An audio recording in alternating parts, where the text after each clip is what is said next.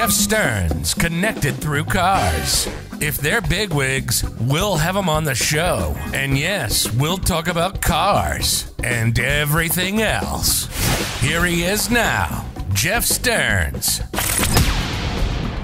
The trademark hair that said, I don't care what people think, is now a little bit more, all right, I care a little bit what people think. I cared more about getting hair in my mouth whenever I was trying to eat. That's what got annoying. I'd had hair long enough. I'd achieved it in my 40s with long hair. Time to let go of that bit. So here's how we met. We met because I was a non-paying, so sorry, but I was a non-paying student of yours. My day job that I've been doing for 12, 13 years is selling chat, like click here for a live operator, to car dealers, boat dealers, RV dealers, etc. B2B. A lot harder for me than when I was in retail dealerships for 28 years and I could meet someone in the showroom, develop a relationship, or deal with the same family, second, third generation, et cetera, et cetera. A lot harder trying to bust through a receptionist or be one of the 100 calls they're getting in a day. And the UK's most hated sales trainer, this is a sales call. You probably want to hang up. And if you give me 30 seconds, you can decide. And a lot of the guys would say, okay, I'm going to hang up. But I'll take a merciful no. I'll take a merciful no, right? Because what number best you can get is a yes, and second best is a quick, merciful no. Why spend 10 minutes or an hour for nothing? But a lot of people were like, with an open like that, I got to listen. And I get solicitation calls all day for my business and personally. And it's like, is this Jeff, or is this Jeff Stearns, or hey, Jeff, how are you? And I bristle up like, I'm terrific. So now both of our days made that I'm okay, right? Well, I saw one of your YouTubes that was a compilation. Do you want to hang up, or can I take 35 seconds and then you can decide? Appreciate it. It does sound like you're out and about though. So I'll be quick then. I'm going to be honest with you. This is actually a sales call. Would you like to hang up, or let me have 30 seconds and then you can make a decision? I mean, let's face it, you're internationally known, whether you're known or not. I mean, people are using your stuff, so I'm glad that some people are paying you. Yes. I've made a lot of money out of this, so I do all right out of sales trading. But I mean, once the cat's out of the bag, it's out of the bag. And a lot of people use it. Probably not as many as it seems, because when you spend your life in sales and on LinkedIn, you're in a bit of a silo. So you tend to see and hear the same thing. So I get people say to me, well, isn't this done and dusted? Hasn't this been done to death? If everybody's doing it, it's like, mate, less than 1% of people probably in the world of business have heard this. So no. And if they have heard it, what are they going to do? All they do is go, I've heard that one before. Well, you've also heard, hi, how are you before? It doesn't change anything. So it just gives you more of a reason to talk. If they say, I've heard that one before, then I'd say, then you're definitely going to hang up then, aren't you? Yeah, it's not that hard. What happened when you heard it the last time? Yeah, what did you do last time? I hung up. Fine. This time you have to listen. That's the deal with the opener. Well, I want to get a little personal with you. So, I said earlier that I was a fan and am a fan. But how I met you was I contacted you because I'm a fan, and my son works with me now in this business. He's in the office behind this wall. And I send him your videos, and we share videos of guys we like, and we just love you.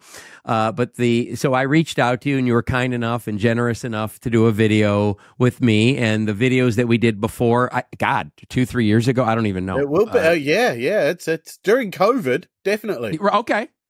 During COVID, they get a lot of action, so it's good for my channel. You have a lot of fans. You get a lot of comments. I appreciate you go on there and comment once in a while to your fans, but I learned a little bit through your posts, a little bit of backstory. I didn't know, and I said this to you on the phone the other day, that when I saw this duck calm on the pond during that podcast conversation that we had, that your little legs underneath were really doing a lot a few years ago.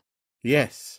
Yes. I mean, yeah, I've been on a journey like anyone that wants to get good at something. And I made the decision I wanted to become a great sales trainer back in 2015. And in order to do that, I decided to quit.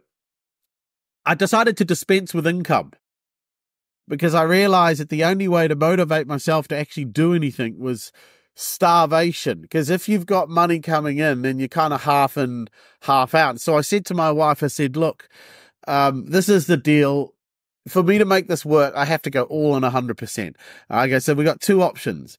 One is it works and one is it fails. I said, if it fails, worst case scenario, I go, what would it be? I said, we have to agree as a family what would worst case. I go, we won't be homeless. We live in a socialist country, so the government's never going to let us be homeless, right? So we'll never be homeless. We got friends and we got family. So the worst that can happen is bankruptcy. I said, frankly, I don't give a toss about bankruptcy because all it does is set you back to zero. I said, so that's all it really does. I said, so I'm willing to risk bankruptcy and failure to make this work. He said, are you in for it? My wife said, well, I believe in you. I said, fine, we're going to live off of our meager savings and credit cards. That was it. And I racked up £45,000 worth of debt. That's about 60,000 US dollars. I was living in a rented apartment. I had a wife. I had a child that was in 2015, would have been 2 years old. And so between like 2015 and 2018, we were broke. I mean, absolutely skid, just clawing through, just barely making ends meet, but living on credit cards, some money coming in. And it was tough, really, really tough. And I wanted to quit so many times.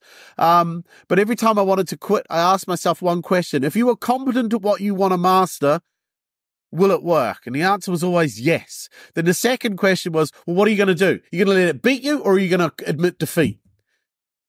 Damn it. I don't want to admit defeat. Then you have to keep pushing through until you get it.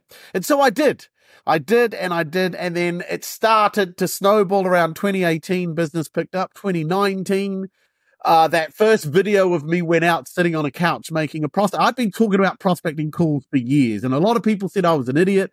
They said that the opener I used wouldn't work. So then I put up a video of me making a live call, and it just changed everything. Suddenly, all the people that said I was an idiot suddenly were eating their words. The live calls is where I really fell in love with you, because it's like, to me, it was like, if another person can do it, I can do it. And so from there, it just sort of snowballed. And I was getting invited in to do training with companies and whatnot. So it went well. And then, of course, COVID came along. And then that fundamentally changed because overnight, again, I went right back to zero because everything I did was in person, in house. So again, that was scary. But I pivoted very quickly. The rule of business is you adapt or die. Yeah, and you can sit on your hands and hope for lockdown to end and then pick things up. And I thought, no, I'm going to take a risk. I thought, let's see if people will let me train them online. Never done it before. And I said this, my biggest fear was, what if I advertise these training courses online and nobody buys? I'm supposed to be a sales trainer. And if I can't fill a course, I'm going to look like a complete idiot. And then this other voice, the voice I always listen to, the one that doesn't give a toss, and who gives a rat's ass what people on LinkedIn think? You don't know them. They're not your friends. They're not your family. Who cares? Do it. So I did it. And within 24 hours, the first boot camp sold out. I was quite surprised. Anyway, we fast forward the 3 years we had COVID. I did 60, 70 of these boot camps online. Over 1,000 people had gone through. I took over £1 million in income during that period. And this was all without leaving my house. And so it had fundamentally changed my business. COVID's ended. I started doing in-house. But now most of my work is online because I've realized the world is my oyster. The world suddenly, I went from the UK's most hated to suddenly training people in Israel and Pakistan and India and Australia, New Zealand and Canada. It's just been an amazing journey, and it's been a lot of fun. A lot of hard work, but a lot of fun. Benjamin, when you advertised that first or promoted that first boot camp through LinkedIn posts and you sold it out, thank God, and God bless you. And we need it, so thank you. How did you develop enough of a following for enough people even to see you suggesting to join my boot camp? I'd spent, in 2016, I did a LinkedIn training course, and I took one thing away from it. And ironically, it's like, I should have known this beforehand, because I knew this LinkedIn thing was going to be where business would be. But so I developed a strategy, and this LinkedIn one thing taught me, it said, what you need to do is post consistently every day. And I say that about prospecting. You need to be prospecting a little bit every day consistently, otherwise you'll never get good.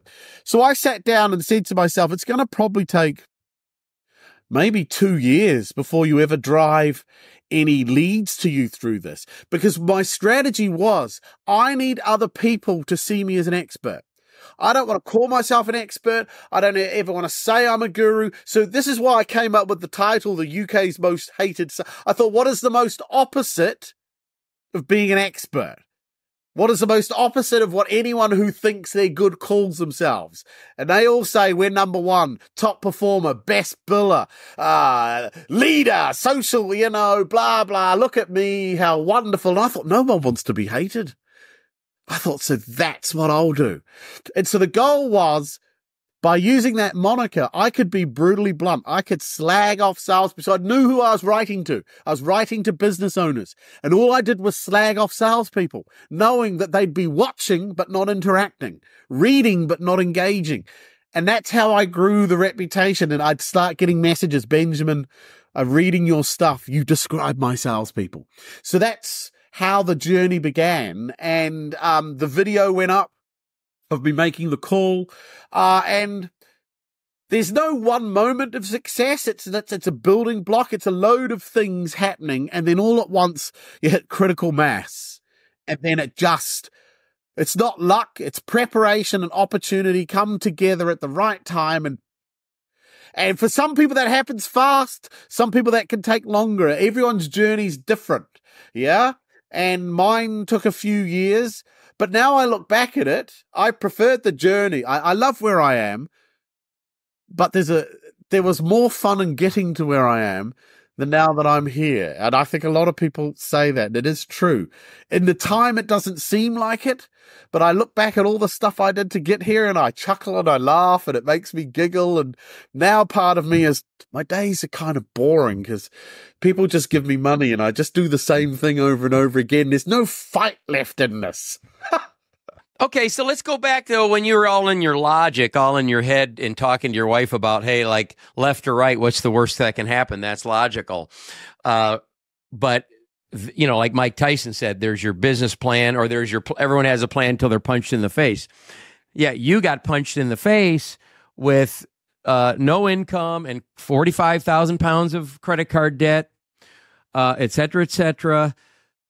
When you take yourself back to that, and I know right now there's a little bit of boredom in, I'm not you're like a cheetah. On one hand, you're pursuing the gazelle, but you're really not the top of the food chain. When you're eating that gazelle, you also got to look behind you to make sure nobody's getting ready to take that gazelle from you.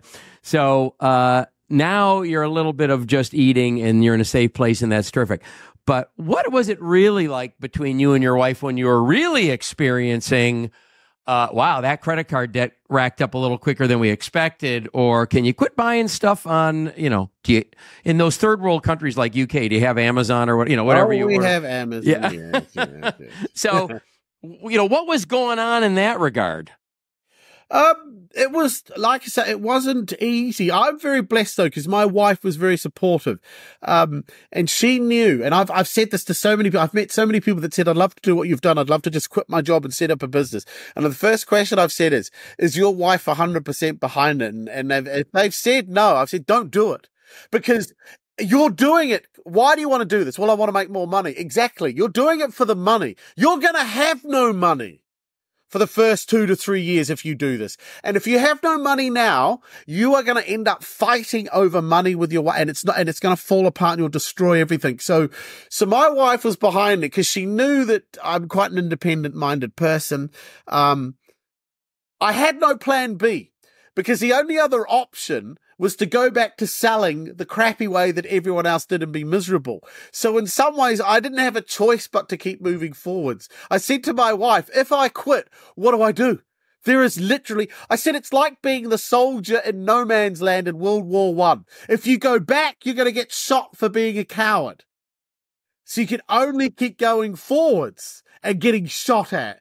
And it's like, well, I'd rather die walking forwards than have to face the people behind me that shoot me for being a loser.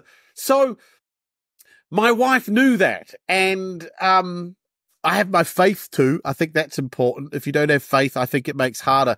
So there was a particular moment. This is a true story. I was almost beside myself and I was praying out loud saying, dear Lord, when is this going to just click for me? And my daughter must have been 4 or 5 at the time, only a kid. And she just blurted out. I mean, she's a kid and she just goes, not yet, Daddy.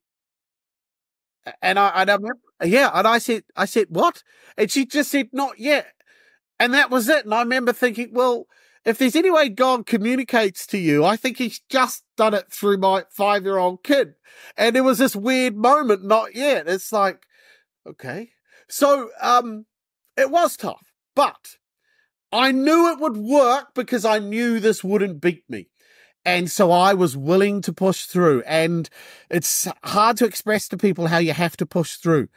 Yeah, you have to push. If you genuinely believe what you do will work, then you have to push through. If you're unsure or uncertain, then maybe you should consider quitting. But if you know, then you do it. And I knew. So I was willing to go through the pain. Well, the fact that it was a fact and is a fact that you have the sales skills. The unknown would be, could we make other people aware of that? And then would they want to buy it? So you having the individual skill was not in doubt ever, right? I mean, that's proven. That's like, can a carpenter build a cabinet? Can Benjamin? Well, I live in a fascinating world. And usually these are crap salespeople, loser managers. But the number of people that accuse me of using actors in my material, like shills, yeah, and it's like so you think I have either the time we get to hire people to phone them, to then have them have memorized some script, to then play it. It's a lot easier just to phone strangers and record. And so I had a lot of people say, it's all fake. No one talks like that. And it's like, you are just so hopeless at what you do that you can't even imagine someone could be good at it. So I get a lot of people say, well, if you teach sales, then you can't do sales. I said, well, how do you think I get my business? How do you think I make money? In fact, it's harder to sell in sales training because everything I do and say is being utterly watched by the people I'm selling to. They're trying to figure out something. So I say to people, no, it's easy for you. It's actually a lot harder when you do sales training. The way I act and behave in a sales meeting, if it doesn't convince or compel them to buy from me, then I've lost. That's my demonstration. I don't need any. That's it. So no, so it doesn't annoy me because I know the people that make these claims are genuinely stupid and idiotic. But I find it flattering that they think I would actually hire actors to cold call and film it. It's just, well, if you think I'm that good and you can't believe it, I don't give a toss. That's brilliant. That is a compliment. Now, it is a compliment. In in a lot of your training, and I pay attention, and I have a note here, you talk about not positioning yourself beneath the prospect or the client. Mm. And, from my perspective, which is mainly retail, up to and including exotic cars, Rolls and Bentley, whatever, I definitely put myself like a little bit in a butler role or a servant role. It wasn't like pathetic. It wasn't like falling all over them, but I want to, like when you're checking into Four Seasons, or let's see, in London, you want to, what's that family hotel? Claridge's. Then, naturally you want to have a good experience and feel served and that, but not pathetic.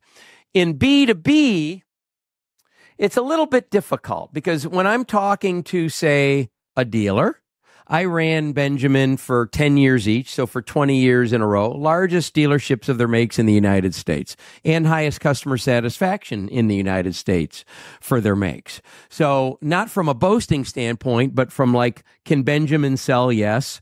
And can Jeff accomplish this in a dealership? Yes. Like, that's not a question, right? But so now when I'm calling B2B, I'm like the guy in the hardware store trying to tell them where a screw is because I'm a vendor. And they don't know that with half my brain tied behind my back, I could probably help their retail situation out. I'm dealing with egos too. I'm certain no matter what business you're dealing with egos. Can you comment on that? It was originally, don't put yourself beneath. I listened to that and I struggle with that at times. Okay, yes, a lot of salespeople do a lot of... See, the problem is it comes back to certain programming we got as kids, and a lot of people are of the opinion that the person with the money makes the rules. The man with the goal makes the rules. Customer's always right. Yeah, right. Customer's always right, and they're great slogans, but they actually train you to actually...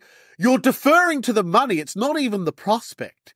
You're bowing down to their cash. You're letting your selfish desire for their money dictate how you behave. So you're no longer there for the customer. So there's this false narrative. You say, well, I'm doing this because I want to make the customer feel better.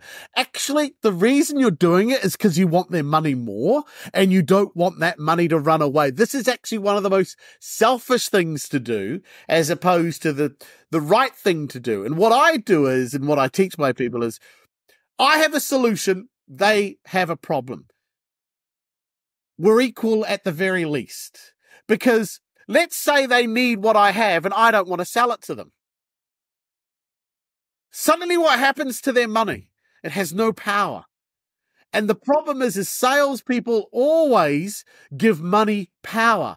Money only has power in the mind of somebody that wants it. So if you were Elon Musk and you had some form of cancer, right, and I had the only cure, and I like Elon Musk, but for the sake of this conversation, let's say I didn't like him. And Elon Musk says, Benjamin, I'll tell you what, I'll give you $1 billion for the antidote, I'm going to die. And I said, no, I don't like you. No. I'll give you $2 billion. No. I don't want to sell it to you. No. Honestly, mate, I hope you die. Yeah. Now, other than hire an assassin to kill me and nick it, his money is powerless. At that moment, all the money in the world that he has, if he can't use it to buy something, is useless. And what I point out to salespeople is, you have the power. They always come back, oh, but they got choice. They could just go down the road and buy it. Yes, of course they have choice. But that shouldn't change the way you behave. And you go in there, and by knowing that you don't need their money, you'll do a better job of selling to them. Because rather than trying to kowtow to them, you'll actually ask them better questions. Because if you don't care about their money and you don't care about getting it, you kind of don't care about the sorts of questions you ask. Because you're not trying to ask questions will only get you to a yes. You may ask questions to get to a no, but you're developing trust as you do that. So the mindset to me is very important. Your prospect is never more than your equal, ever.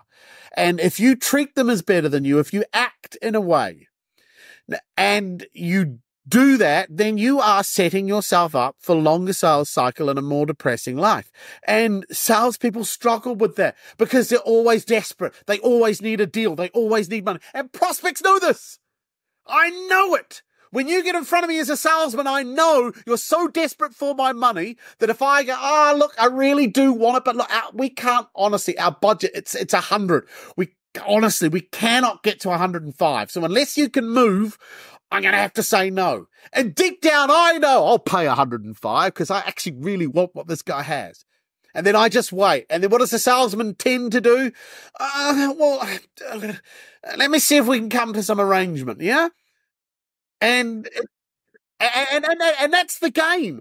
But salespeople too often let the prospect win. But they're too chicken shit, too scared because they don't want to lose the money. So they're attached to the outcome. And I'm never attached to the outcome. I'm attached to how I get to the outcome, but I'm not attached to the outcome. So it's very important mindset shift. And if you can do it, selling is a lot of fun. It's real easy, actually. So when you say you're attached to your process or how you get there and not the outcome, is it a little bit like, and tell me if I'm missing the point, is it a little bit like, look, I might lose a blackjack hand, but I've got to play the hand right. Yes, exactly. It's like a surgeon. If you ask a surgeon, why do your patients not die? They wouldn't say something like, well, it's because of my winning personality. You know, people like me. I'm a great guy. I know what I'm doing. You go, no, seriously. Why do they die? Why do they not die? I'll tell you what. Do you know how many times I've done this operation? I know every cut. I know every suture. I know every part of the human body. If I cut up in a human and there's something in there I've never seen, I'm not fazed by it because I'm programmed to train for it. So everything I do, I know. And I'm not thinking about cut 16 on cut 1 or 30. I'm thinking about each cut. If I do each cut, if I do each incision, if I do each stitch right in the right order, and I do that and I sew them up, statistically, this person's going to live. I know that. Now, if they die, there'll be an autopsy. And then I examine it. And if they go through everything I did and they say the surgeon did nothing wrong, the patient died because of a post-operative infection or some intervening act, the surgeon, fuck, I did my job. You win some, you lose some. I did nothing wrong. But if they discover I left a scalpel inside the person and given, I'm negligent, I fucked up, I'm guilty, and I deserve to be punished. But I don't cry over dead patients when I've done everything right. Lawyers are the same. Professional sportsmen are the same. You train and train and train, and on the day you got to do everything right. Whatever happens at the end will be, but as long as you bring your best game, your best technique, put in your best effort, you'll get the results more consistently, but you're not going to win every time. And it's getting salespeople to see that. This isn't about winning. It's about doing it right. And if you do it right all the time, you'll start to consistently get the outcomes that you want more of the time. Okay. And I think, Benjamin, that taking two pieces of what I've learned from you. Number one, just the simple cold call. That relates to having enough pipeline where you're not so attached to one. Yes, correct. And that's really your first part, is just the open and having enough. But part two, when you're talking about cut 1 and suture 16 and what you talked about in your example, I think that your cut 1 and suture 2 through whatever strongly relate to questions you ask. I think there's a lot, it's heavily in questions. Yes. Well, that's all human communication is. It's two people talking, and usually someone's asking a question and someone's answering. That's pretty much human communication. So the rule is whoever's asking the questions is controlling the conversation. So in a sales meeting, I'm going in with this mindset. I know what I do works. I got a warehouse full of sales stuff and this stuff works. So I'm not here to convince you to buy from me. I'm actually here for another reason. I'm here to figure out if I should sell to you. And you say that. And I say that. Look, guys, there are better, and so to make it easier, I give them the alternative. I say, guys, I'm very expensive.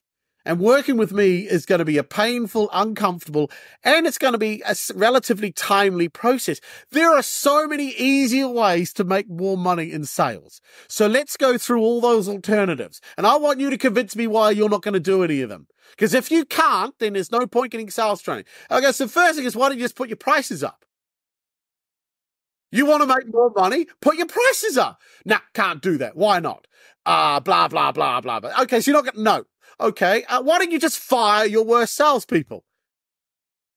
Well, I don't want to do that. Why not? And then they always, it's, well, you know, I want to give them a shot. I want to give them a chance. I want to help them. Okay, hire better ones. We don't want to hire any more people. Like I said, we want to help the people we've got. Have you considered poaching a senior executive from one of your biggest competitors, you know, that little black book they bring with their contacts? No. Why not outsource it? So many companies outsource their sales functions nowadays. You don't need to pay these guys to be monkeys on the phone. You can pay someone else. No, don't want to do that. We've tried that in the past. It doesn't work. So let me get this straight. You don't want to hire people. You don't want to fire people. You don't want to put up your prices. You don't want to poach someone. You don't want to outsource. I said, well, I don't know what you're going to do. They go, well, that's why we want training. So my job is to get them to convince me they need what I have, because what I have works. I'm not going to prove to you and everyone I meet why you should need it. No, I know it works. I'm here to figure out, should I sell to you? And you need to convince me I should sell to you. You need to convince me you're going to spend the money that I'm going to ask for, that you're going to put in the time that I ask for. So it flips it. So rather than I'm there to impress and give information, I'm actually there to extract it. And I can only do that through questions. So, Benjamin, what about the other type of leverage where I've got 4 demonstrations scheduled with people in your space, and, we have an hour because I got one in 2 hours, one tomorrow, one the next day, and you're coming from the perspective or the point or the statement of I'm trying to decide if I should sell you. So, okay, so if I was in that situation, first of all, I would have known I've screwed up, because if I've got in front of someone that's going to be seeing 3 other people after me, I didn't do a very good job when I qualified to come and see them. Because I would have wanted to find out, are you talking with anyone else? Yes. Well, I would then ask, can I be the last one you see? You see, so this is how you control things. See, salespeople always chuck things at me like that, which is a good example. And I say, well, whenever you fucked up, it's normally upstream. So the first thing I say is, how did you end up in this position in the first place? And then you fix it. But let's say I was dumped in that scenario. I would be upfront. I say, look, I'd be upfront with company policy. We don't do demos. See, that straightens the backbone. Because instantly the prospect, you see, they're expecting you to behave and act a certain way as a salesperson. And so, like everyone, and so I'm not going to do that. So I'll just say we don't do demos. They go, well, what do you mean we don't do demos? I'll be honest, I can spend the next 3 days talking to you through our product or service. I love it. I know it inside out, but that's not going to help you, and it's certainly not going to show you what you need to see. So we're happy to give you a demo once we understand what it is you need to see, because there's no point looking at our system if it doesn't actually fix anything that you need fixing. And if you're not willing to do that, tell me now and I'll leave. It's amazing how, if you threaten, oh, no, it's fine. I don't need a demo right away. Or if someone says we've met with 3 other companies, my first question would be, okay, can I ask you a blunt question? Why haven't you bought from any of them? And they'll say, oh, we're just doing our due diligence. I go, no, I appreciate that. So what are you hoping I'm going to say or do that's different from them? Well, we just want to see what you have. Okay, and if you like what I see and you believe it's better than the others, what's going to happen between us today? Well, then we're going to go away and consider it. I'm confused, but if you've seen the other 3, if you know this is better, why don't you? And you see, I'm putting the pressure where it belongs, on the prospect, not on me, because I don't need this sale. I'd like it, but I don't need it, and I'm not going to jump through. So you've met with 3 other people, and you still haven't decided to buy from them. So now I'm thinking, are these people actually serious? See, a lot of people use you. Yeah. So, and this is how they do it. Every salespeople moans, we got in front of a company, we did a really good presentation. They said they loved it, and then they just disappeared. They ghosted us. And I wonder why it happens. I go, well, did you ask them what would happen at the end of the meeting if they liked what you have? No. Did you ask them, could they make a decision? No. So what do you expect? What are you moaning at? This is your fault. Did you tell them they had to phone you up to say they weren't going to buy from you? No. So why are you upset? But you can't ask them that.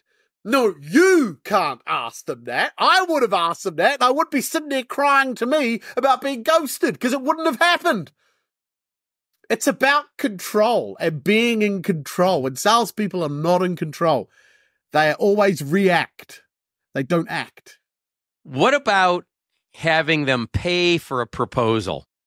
Yes. You talk about that, and I'm not to that.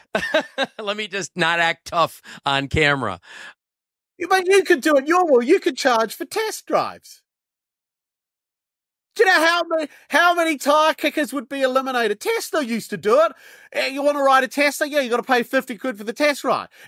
And even if you weren't going to buy the car, we don't fucking care. You paid 50 quid just to go for a joyride. So you can do it. There's a reason people drive around with the word free quote on their vans, is because at some point people used to pay for all of this stuff. Someone had the bright idea of doing it for free to distinguish themselves, and now everybody does it. People pay for things if you frame it correctly. Yeah? You can't just say, oh, we're going to charge you for the quote. It's not going to work. You have to build up to that. You have to get them But if I'm cold calling in and I get enough interest to set an appointment to have a meeting, in person or video call, whatever, how do I transition to, and here's what it costs for you to get this proposal? Right. Well, at the beginning of the meeting, I would stipulate what's going to happen at the end. So I'd say, look, by the end of this meeting, if you genuinely don't think I'm a fit or I can move forwards with you, are you able to tell me no today? Now, no one who makes a decision can never, ever says, no, I can't give you a no. It's always, I'll give you a no, Benjamin. I can tell you to fuck off if I want to. Don't worry about that. I go, great. Likewise, if I don't think I can sell to you or I don't think what we have is right for you, would you be pissed off if I told you no? Can't help you. And they look at me and they go, no, that's fine. I'd rather know today if this can't move forward. Okay. And if we don't say no to each other, then we need to move forward, agree a next step. Would you be comfortable doing that at the end? And they go, of course. And now I've got them where I want them. And then I drop in. Oh, shall I tell you what the next step in my world is? Because I've only got one. And if you don't like it, you may as well know now. No one ever says, no, fuck off. Let's leave it as a surprise to the end. You know, I tell them. So this is the deal. If you decide that you want one of our cars or you're interested in buying one of our cars, we're going to let you take it on a test drive. We're going to let you drive around Florida. We're going to give you a range of about 100 miles. You can spend a good 90 minutes in the vehicle if you like. You can put it through all the tests and paces. Do what you want with it, obviously within legal reasons and da-da-da-da-da. And then you bring it back to us. And at the end of that, if you like it, you buy it. And if you don't like it, you don't have to buy it. How does that sound to you? And they go, yeah, that's fucking idea. That sounds fine. Now, obviously, we don't do that for free. Okay. So that sounds beautiful. What about B2B software pitch? B2B software. Again, we're happy to do a proposal, but you change the fridge. So I work with SaaS companies, and they'd have on their website free demo. I said, you've got to get rid of that. I said, can I ask you a question? What's the number one reason why your deals normally fall through? And the CEO of this company said, the number one reason. He goes, usually it's because the project gets overruled by senior management. Normally the owner or the MD says no. I go, well, why does that keep happening? He goes, it's just by the time the project makes it to their desk, they decide they don't want to do it or it's not what they wanted or what. I said, fuck. I go, so why do you keep doing this then? He goes, well, you got to. I go, so no, so now we're going to change it. So they started making it a rule. Whenever someone contacted and said, we're interested, you said, we're happy to have a meeting with you. Company policy, though, we can only meet with you on one condition. What's that? Your managing director needs to be there. When they started telling people that the guy that ultimately signed the check had to be at the first meeting, suddenly the levels of people not buying dropped out. Secondly, they then changed it from a proposal to a scoping document. You just change language. And what they started doing is they said, look, so this is the deal. By the end of this meeting, if you genuinely don't believe you want to move forward, tell us no, blah, blah, blah. Shall I tell you what the next step would be if we decide that there is something here? Yeah. And then they explain what this document would look like, how it would be put together. We'll come and spend half a day at your office. We're going to need access to the following things, flippers, floppers. We're going to need to speak with A, B, C, and D. We're going to understand X, Y, and Z. We're then going to go away. We're going to design specifically the solution for you with our technology, and then we're going to present it back to you. It's going to be fully costed, fully timelined. It's going to tell you the things you may not want to know and the things that you're going to have to know. Yeah, and at the end of that process, you're going to say, all right, let's do it, or I don't want to do this. How does that sound? And I go, that sounds good. Okay, and you know, there's another thing. Do you know what you could do with this? There's 5 things you can do with our proposal. You could do nothing. You could shop it around. I can't stop you. You're going to do it anyway. Yeah, you could give it to your internal development team and say, can you do this? Yeah, let's rip it off. Yeah. Let's rip it off. I don't have a problem with that. Or you could give it to us. Those are the options. And they go, yeah, fine. I go, okay, so how does that sound? You comfortable with that? Would you want it? Yes, that sounds like an ideal. Okay, now obviously we don't do that for free. See, once you've got them saying they want the next step, you then say, if you're, this is a true story. I won't give his name, but the CEO of this company, the first time he had the courage to do this, phoned me up afterwards. And he said, I sold our first ever proposal. I said, how much do you get? He goes, £5,000. And I said, okay. So this is the big question. I said, what was the biggest takeaway from the experience? Because remember, their systems cost 150 to 200K. This is what we're talking. So $5,000 seems like it, but it's not for something that big. Now we start. And I said, what was your biggest takeaway from the experience? He goes, the biggest one was his reaction. I said, what do you mean? He goes, well, I did exactly how we trained. I explained what it would look like and da-da-da-da-da. And I said to him, it'll be £5,000. And I said, he just looked at me and he said, seems reasonable. And he goes, for 20 years, we've been doing this for free because we thought we had to. And during COVID, the same guy phoned me up and said, in the last 18 months, we've sold 16 proposals. And we've only not got one as the business. And each proposal was still $5,000. So they've made £90,000 plus they got a 98% close rate. And that's the other thing. People that pay for quotes and proposals don't tend to shop them round, don't tend to give them to the competitors. So some people will refuse. They'll say, I'm not paying. Fine. Let your competitors run around doing this shit for free. Benjamin, do you know, did you take this from anywhere, or is this your original? I watched so many people get in front. When I did my prospecting business, I would set up meetings for companies, advertising agencies, and I started going on the meetings to watch what these people did with the meetings that I secured. And I was shocked. I didn't know how to sell, but I knew what they were doing was wrong, because it always ended with, well, it's been really good meeting with you. Could you just send us something and we'll be in touch? And nothing ever happened. And I remember thinking, this is all wrong. And then I just thought, no, there's got to be a better way. There's got to be a better way to get people to pay for things. So I started doing it for myself. In fact, I've got to the point now where people have to pay to just talk to me. You know, so if you go to my website and you want to have a chat about sales training, I say book a consult call. It's £170. 85% of people that email saying, I want to have a chat, disappear. 15% pay. And I've got a 95% close rate on those that pay. And the other 5% is because we've agreed that this wouldn't be for them. Either way, I've been paid for my time. I'm the only sales trainer that I know of in the world that charges for people to talk to him. I've never done a proposal. I sell in my taster session. That was my proposal. I just changed it. Yeah, so it can be done. There'll be people watching this, shaking their head going, this fucking guy's an idiot. This guy doesn't know. Our sector's niche. Our customers are special. You can say that if you only sell to 6 companies in the world. I'll give you that. If you've only got 6 people in the world that can buy from you, then you have some credibility there. But if you're like most companies and there are thousands, hundreds of thousands of people that you can sell to, the idea that you can't do this is ludicrous. It is wimpiness. It is chicken shit. It is just not what's done. And the main reason is, it's because you would feel uncomfortable asking for it, because you say, I wouldn't pay. Fine. Doesn't mean other people won't. No, I won't pay. My mum taught me never ever pay for a quote, and therefore no one else will. It's just nonsense.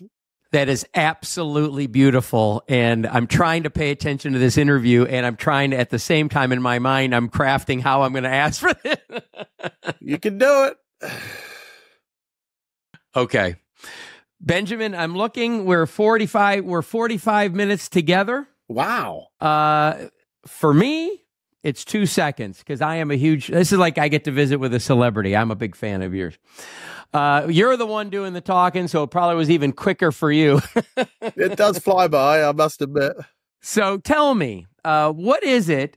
And I remember on our last get together, you talked about studying theology. Am I right or wrong? Am I making that up? Yes. Did we get into that? Yes. Just a little, just a little. And then you talked about praying out loud and your daughter kind of giving you the message. How does this relate in any way to your life or business? It's a very controversial. It's not. No, it's not actually controversial. Particularly in the US. In fact, you discover religion. All religions are acceptable unless it's Christianity. Everyone loves every other faith except Christianity. And I've always. That's why I've liked Christianity. It's the only religion that doesn't need laws to protect it from hate speech. Yeah, because I've always said, why would you believe in a God that needs man to legislate to protect it? It's kind of ridiculous. So, kind of hard to be a Jew at Columbia University, but that's another conversation. Well, that's because the university students. These are the people. These people make me laugh. These people are constantly shouting bigot, Nazi, and fascist at everything in the West. They finally meet some real bigots, Nazis, and fascists. They're on their side. It's like you couldn't make it up. No, you can't. You can't. But you studied theology. Yeah. And you're talking about your own prayer, so you have your relationship with God. How does that relate to your business or life, if applicable? Is it an interest or is it intertwined? It's not too intertwined because it doesn't really come up when I'm out and about teaching. It's not one of those. I don't care about it coming out. I'm talking about inside. Inside. Well, I think it makes life easier because, as I say, I've read the book. I know how it ends. So the attachment, I'm not scared about the world. The world doesn't scare me. The world's a horrible place. I get that. And it's very unpleasant at times, but it doesn't scare me because deep down I sort of have a feeling that no matter what happens, everything, even though it seems utterly chaotic, there is some control to what's going on. And I've just got to get through my life. I've got to raise my family, my daughter. Well, I've got to have my network of friends and, interact with them and do what I do and help people. I love what I do here because I get to help people in a tangible way. So the faith has just helped me to keep level-headed, and it's very easy. I've got a friend who's not remotely religious, but he's just gone through a really tough time, and he suddenly started thinking about God for the first time. And I said, isn't it funny? I said, when everything's going well, when everything's good in life, it's very easy to ignore there being something hard. But the moment, like I said, there's no atheists in foxholes. Right. Right? And life is like that. When life gets really tough, suddenly people have no faith, suddenly cry out to this thing they don't believe exists.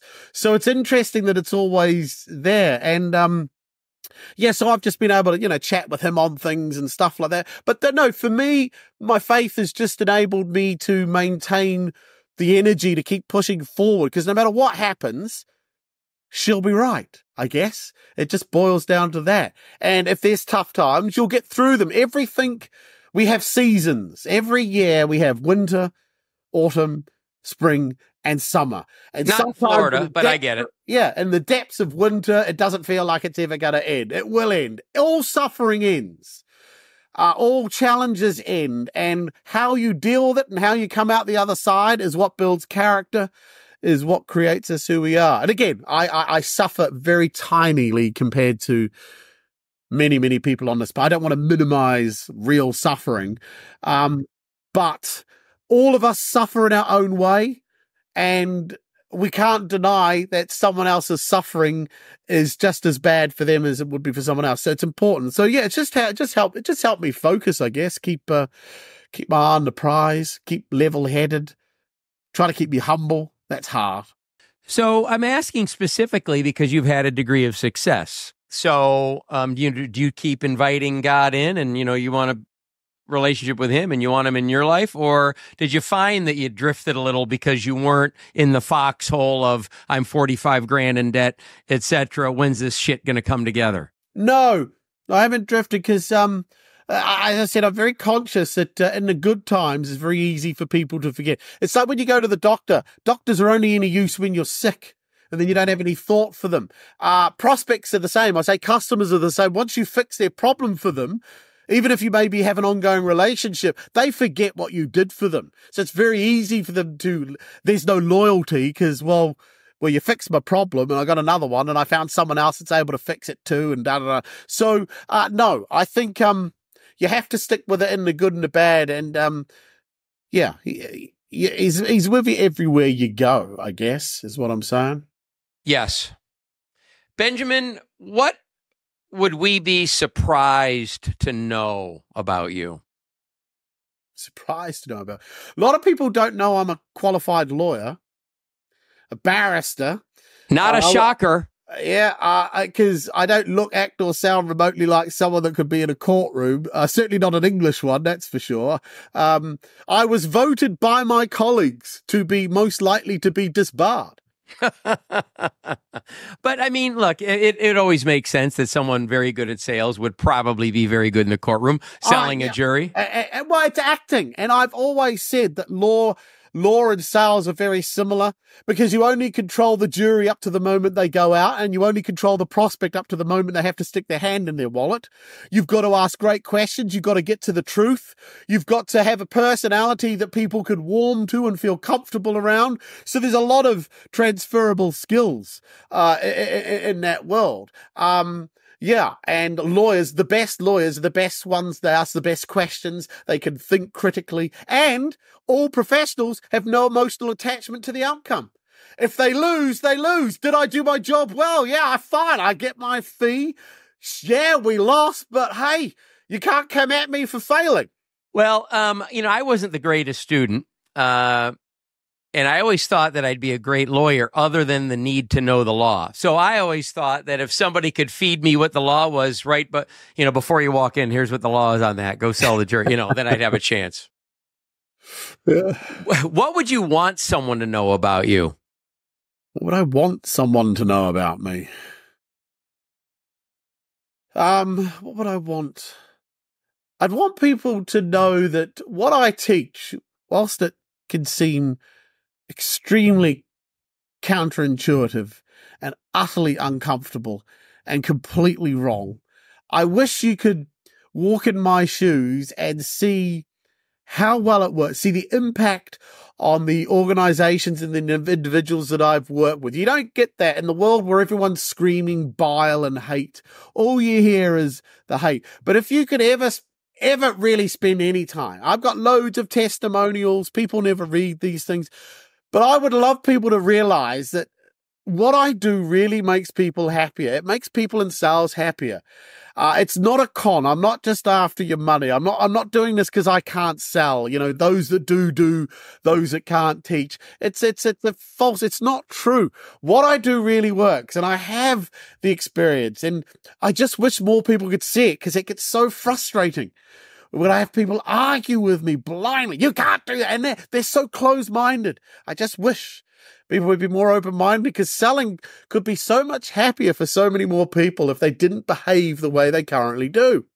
So really, if you could take somebody and flip a switch or take a pill to know what you know in your head and feel what you feel in your heart, their own lives would improve so much, which is what I pick up is what really drives you. I know you like the money and, I know you like taking care of your family and that's all good. But I think what the juice is for you, unless I'm missing it, is watching other people improve their lives. Absolutely. I get emails from people all over the world. I had 3 guys in India sitting in some shack send me a video of them watching my stuff on YouTube. I get emails from a 22-year-old SDR in Australia say, hey, Benjamin, I just want you to know I've been following you for the last 6 months. Ever since I've been doing what you say, I've increased my sales, stuff like this. And people saying, I quit my job after hearing what you said and I went out on my own. Yeah, I've inspired people to set businesses up over here in the UK and they're making a success of it. Yes, that's what I like because I'm not just trying to teach some cheap snake oil sort of nonsense. I genuinely know that what I do makes lives better in sales, and that really makes me feel good. Yeah. This has been Jeff Stearns, Connected Through Cars.